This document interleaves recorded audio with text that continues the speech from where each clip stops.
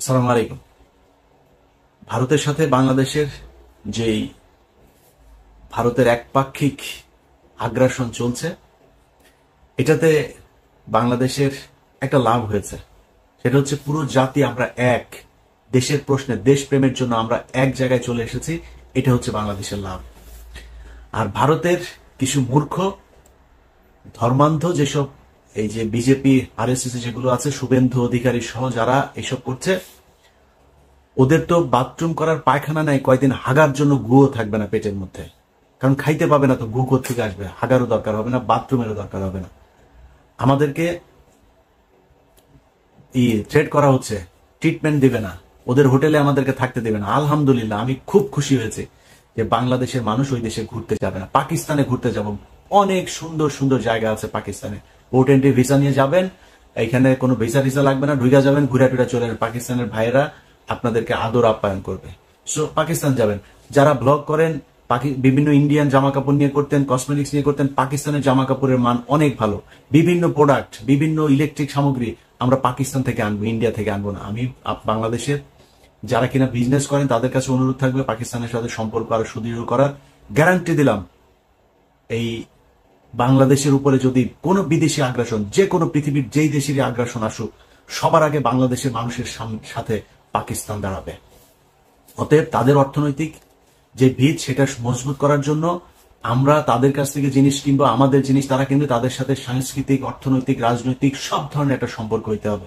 1971 সাল ইজ গন। আমরা 71 সাল নিয়ে তাকাই না। 71 সালের মতো বাংলাদেশ পাকিস্তান জীবনে কোনোদিন আলাদা হবেও না। এটা একসাথ করার সময় ব্রিটিশদের চাল ছিল, একটার ওই মাথায় একটার এই মাথায়। সো এটা এমনিতেই আলটিমেটলি থাকতো না। আমরা এখনো এক হইতে চাই না, কিন্তু সম্পর্কটা মজবুত হইতে হবে। আমার দেশের কোনো সমস্যার জন্য যাতে পাকিস্তান তাদের পারমাণবিক অস্ত্র থেকে শুরু করে যা যা প্রয়োজন, সেটা যাতে আমরা মনে করতে পারি এটা আমাদের, এবং ভারত সেটার জন্য যেন ভয় পায়, আমাদের সেই সম্পর্কটা তাদের সাথে থাকতে হবে। অতএব আমরা পাকিস্তান যাব।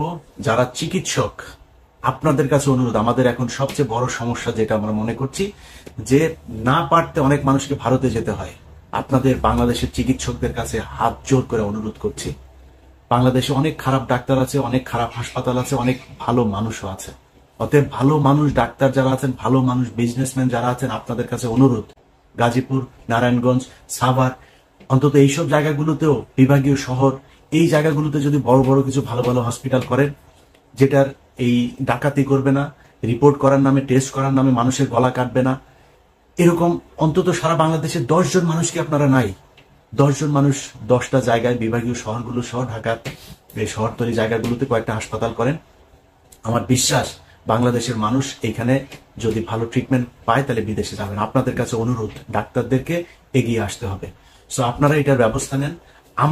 আমার যতটুকু গ্রহণযোগ্যতা আছে, আমার যতটুকু পরিচিতি, আমার সোশ্যাল মিডিয়াতে যতটুকু মানুষের কাছে যেতে হয়, আমি আপনাদের এই হাসপাতাল করার জন্য যত প্রচারণা দরকার আমি আমার জায়গা থেকে করব।